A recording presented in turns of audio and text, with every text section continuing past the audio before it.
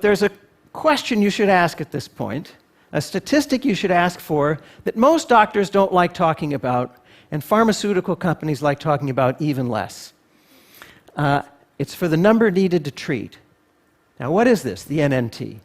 It's the number of people that need to take a drug or undergo a surgery or any medical procedure before one person is helped.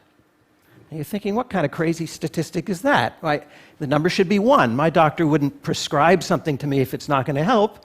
But actually, medical practice doesn't work that way. And it's not the doctor's fault. If anybody's fault, it's the fault of scientists like me. We haven't figured out the underlying mechanisms well enough. But GlaxoSmithKline estimates that 90% of the drugs work in only 30 to 50% of the people.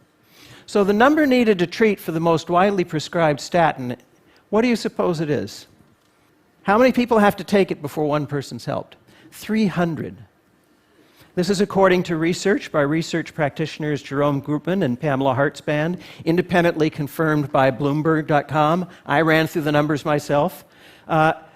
300 people have to take the drug for a year before one heart attack, stroke, or other adverse event is prevented. Now, you're probably thinking, well, okay, 1 in 300 chance of lowering my cholesterol. Why not, doc? Give me the prescription anyway. But you should ask at this point for another statistic, and that is, tell me about the side effects, right?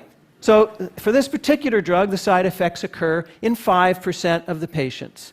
And they include terrible things: debilitating muscle and joint pain, gastrointestinal distress. But now you're thinking, well, 5%, not very likely it's going to happen to me. I'll still take the drug. But wait a minute. Remember, under stress, we're not thinking clearly. So think about how you're going to work through this ahead of time so you don't have to manufacture the chain of reasoning on the spot. 300 people take the drug, right? One person's helped. 5% of those 300 have side effects. That's 15 people. You're 15 times more likely to be harmed by the drug than you are to be helped by the drug. Now, I'm not saying whether you should take the statin or not.